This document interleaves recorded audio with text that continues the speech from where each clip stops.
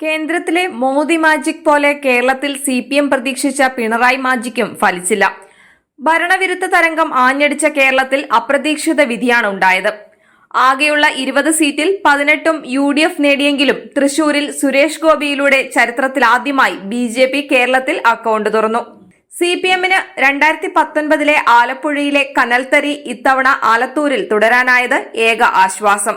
കേരളത്തിലെ ഏറ്റവും വാശിയേറിയ ത്രികോണ മത്സരത്തിന് വേദിയായ ആറ്റിങ്ങലിൽ അവസാനം വരെ പോരാടിയാണ് കോൺഗ്രസിന്റെ അടൂർ പ്രകാശ് 1708 വോട്ടിന് വിജയം ഉറപ്പിച്ചത്.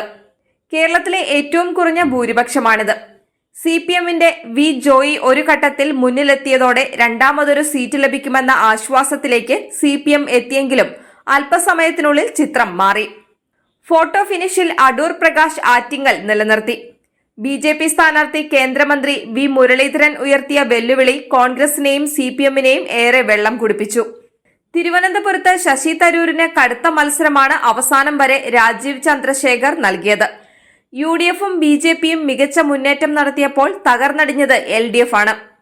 വോട്ടെണ്ണലിന്റെ ആദ്യഘട്ടത്തിൽ വിവിധയിടങ്ങളിൽ LDF സ്ഥാനാർത്ഥികൾ ലീഡ് ചെയ്തിരുന്നു. പ്രത്യേകിച്ച് പോസ്റ്റൽ വോട്ട് എണ്ണിക്കൊണ്ടിരുന്നപ്പോൾ കാസർഗോഡും കണ്ണൂരും മാവേലിക്കരയുമെല്ലാം LDF സ്ഥാനാർത്ഥികൾക്ക് ലീഡ് നൽകി. EVMലേക്ക് കടന്നപ്പോൾ പലയിടത്തും അടിപതറി. കനത്ത മത്സരം പ്രതീക്ഷിച്ച പലയിടത്തും ലീഡുകൾ ഉയർന്നുകൊണ്ടിരുന്നു. കേരളം ഉറ്റുനോക്കിയ തൃശൂരും തിരുവനന്തപുരവും സസ്പെൻസുകൾ നിലനിർത്തി. തൃശൂരിൽ ആദ്യം ചെറിയ ലീഡുകളിൽ മുന്നിൽ നിന്നിരുന്ന VS സുനിൽകുമാർ പിന്നീട് രണ്ടാം സ്ഥാനത്തേക്ക് പിന്തള്ളി. പിന്നീടങ്ങോട്ട് സുരേഷ് ഗോപിയുടെ തേരോട്ടമായിരുന്നു. ഒരു ഘട്ടത്തിൽ പോലും കോൺഗ്രസ് സ്ഥാനാർത്ഥി K മുരളീധരൻ ലീഡ് ചെയ്തില്ല എന്ന് മാത്രമല്ല, മൂന്നാം സ്ഥാനത്തേക്ക് പിന്തള്ളുകയും ചെയ്തു. വ്യക്തമായ ലീഡ് ഉയർത്തി സുരേഷ് ഗോപി 74,686 വോട്ടുകളുടെ ഭൂരിപക്ഷത്തിലാണ് ആധിപത്യം ഉറപ്പിച്ചത്. ഇതോടെ പുതിയ രാഷ്ട്രീയ ചരിത്രമാണ് കേരളത്തിൽ ഉടലെടുക്കുന്നത്. പത്തനംതിട്ടയിൽ തോമസ് ഐസക്കും ആന്റോ ആന്റണിയും തമ്മിലായിരുന്നു പ്രധാന മത്സരം. BJPയുടെ സ്ഥാനാർത്ഥിയായി എത്തിയ അനിൽ ആന്റണി മൂന്നാം സ്ഥാനത്തേക്ക് തള്ളപ്പെട്ടു.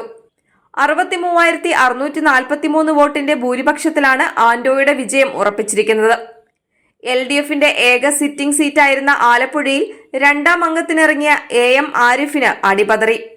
കോൺഗ്രസ് നേതാവ് KC വേണുഗോപാൽ 63,513 വോട്ടുകളുടെ ഭൂരിപക്ഷത്തിലാണ് സീറ്റ് തിരിച്ചുപിടിച്ചത്. സിറ്റിംഗ് MPയും സിനിമാ താരങ്ങളും തമ്മിൽ മത്സരിച്ച കൊല്ലത്ത് വിജയം നിലവിലെ MP-യായ NK പ്രേമചന്ദ്രന്. 1.5 ലക്ഷത്തിലേറെ വോട്ടിന്റെ ഭൂരിപക്ഷമാണ് ലഭിച്ചത്. പോസ്റ്റൽ ബാലറ്റുകൾ എണ്ണിയപ്പോൾ ചെറിയ ലീഡ് ഉയർത്തിയ മുകേഷ് പിന്നീട് EVM എണ്ണിയപ്പോൾ പിന്നിലേക്ക് പോയി. കടുത്ത മത്സരം നടന്ന മാവേലിക്കരയിൽ വീണ്ടും ജയം ഉറപ്പിക്കാൻ കൊടിക്കുന്നിൽ സുരേഷിന് കഴിഞ്ഞു. 10,868 വോട്ടിനാണ് കൊടിക്കുന്നിൽ വിജയിച്ചത്. കേരള കോൺഗ്രസുകൾ ഏറ്റുമുട്ടിയ കോട്ടയത്ത് ജോസഫ് ഗ്രൂപ്പിലെ ഫ്രാൻസിസ് ജോർജ് വിജയിച്ചപ്പോൾ ജോസ് കെ മാണി വിഭാഗത്തിന് തിരിച്ചടിയായി. 87,464 വോട്ടിനാണ് ഫ്രാൻസിസ് ജോർജ് തോമസ് ചാഴികാടനെ പരാജയപ്പെടുത്തിയത്. ഇടുക്കിയിൽ തുടക്കം മുതലേ ലീഡ് നിലനിർത്തിയ ഡീൻ കുര്യാക്കോസ് മികച്ച ഭൂരിപക്ഷത്തിൽ ഇത്തവണയും ലോക്സഭയിലേക്കെത്തി. 1,33,727 വോട്ടിന്റെ ഭൂരിപക്ഷം ഡീൻ നേടി. എറണാകുളത്ത് തുടക്കം വമ്പൻ ഭൂരിപക്ഷത്തോടെയാണ് ഹൈബി ഈഡൻ മുന്നേറിയത്. ആദ്യഘട്ടം മുതൽ ഹൈബി ആധിപത്യം നിലനിർത്തി. LDF സ്ഥാനാർത്ഥി ഷൈന് മികച്ച പ്രകടനം കാഴ്ചവെക്കാനായില്ല. 2.5 ലക്ഷത്തോളം വോട്ടിന്റെ ഭൂരിപക്ഷമാണ് ഹൈബി ഈഡന് ലഭിച്ചത്. 2020 ഭീഷണിയെ അതിജീവിച്ച് ചാലക്കുടിയിൽ ബെന്നി ബെഹന്നാൻ മികച്ച പ്രകടനമാണ് കാഴ്ചവെച്ചത്. 63,769 വോട്ടിന്റെ ഭൂരിപക്ഷത്തിനാണ് ബെന്നി ബെഹന്നാൻ വിജയം ഉറപ്പിച്ചത്. കേരള രാഷ്ട്രീയത്തിലെ രണ്ട് അതികായന്മാർ തമ്മിൽ പോരാടിയ കണ്ണൂരിൽ വിജയം സിറ്റിംഗ് MP-യായ K സുധാകരൻ 1 ലക്ഷത്തിലേറെ ഭൂരിപക്ഷം നേടിയാണ് വിജയിച്ചത്. CPM ജില്ലാ സെക്രട്ടറിയായ MV ജയരാജനെ കണ്ണൂർ കൈവിട്ടു. മുഖ്യമന്ത്രി പിണറായി വിജയന്റെ സ്വന്തം മണ്ഡലമായ ധർമ്മടത്ത് വരെ K സുധാകരൻ ഭൂരിപക്ഷം നേടി എന്നത് ശ്രദ്ധേയമാണ്.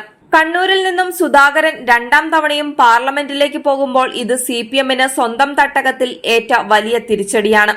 ആലത്തൂർ മാത്രമാണ് CPMന് ആശ്വാസമായത്. ആദ്യഘട്ടത്തിൽ ഒരു തവണ മാത്രം ലീഡ് ഉയർത്തിയ രമ്യ ഹരിദാസ് പിന്നീടുള്ള ഘട്ടങ്ങളിൽ പിന്നോട്ടു പോയി.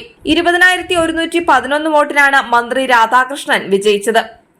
മലപ്പുറവും പൊന്നാനിയും പതിവ് പോലെ പച്ച പുതപ്പിച്ച മുസ്ലിം ലീഗ്. UDF തങ്ങൾക്ക് നൽകിയ തങ്ങളുടെ കോട്ടകൾ സുരക്ഷിതമാക്കി നിലനിർത്തി. സമസ്തയുടെ വോട്ടുകൾ ഉൾപ്പെടെയുള്ള രാഷ്ട്രീയ ചർച്ചകൾക്ക് വേദിയായ പൊന്നാനിയിൽ നാട്ടുകാരനായ അബ്ദുസമദ് സമദാനി വ്യക്തമായ ഭൂരിപക്ഷത്തിൽ ജയിച്ചു. മണ്ഡലം മാറി മലപ്പുറത്തെത്തിയ ടി മുഹമ്മദ് ബഷീറും വിജയം ആവർത്തിച്ചു. കാസർഗോഡ് ആദ്യഘട്ടത്തിൽ ചെറിയ വോട്ടുകൾക്ക് ലീഡ് ചെയ്ത LDFന്റെ MV ബാലകൃഷ്ണൻ പിന്നീട് താഴേക്ക് പോയി. രാജ്മോഹൻ ഉണ്ണിത്താൻ 1 ലക്ഷത്തിലേറെ വോട്ടിന്റെ ഭൂരിപക്ഷത്തിനാണ് വീണ്ടും ലോക്സഭയിലേക്ക് പോകുന്നത്. 2 പാർലമെന്റേറിയന്മാർ തമ്മിൽ ഏറ്റുമുട്ടിയ കോഴിക്കോട് LDFന് വലിയ പ്രതീക്ഷയായിരുന്നു. എന്നാൽ മികച്ച വിജയമാണ് സിറ്റിംഗ് MP കൂടിയായ MV രാഘവൻ നേടിയത്. നിലവിലെ ലീഡ് 1,40,40,000 വോട്ടിന്റെ ഭൂരിപക്ഷം നേടാൻ രാഘവനായി. പാലക്കാട് ആദ്യഘട്ടങ്ങളിൽ ലീഡ് ഉയർത്തി VK ശ്രീകണ്ഠനുമായി മത്സരം കാഴ്ചവെച്ച വിജയരാഘവൻ പിന്നീട് പുറകോട്ട് പോയി. 75,274 വോട്ടുകളുടെ ഭൂരിപക്ഷം നേടാൻ ശ്രീകണ്ഠനായി. വടകര ഷാഫി പറമ്പിലൂടെ കോൺഗ്രസ് നിലനിർത്തി. 1,14,506 വോട്ടിനാണ് ഷാഫി KK ശൈലജയെ പരാജയപ്പെടുത്തിയത്.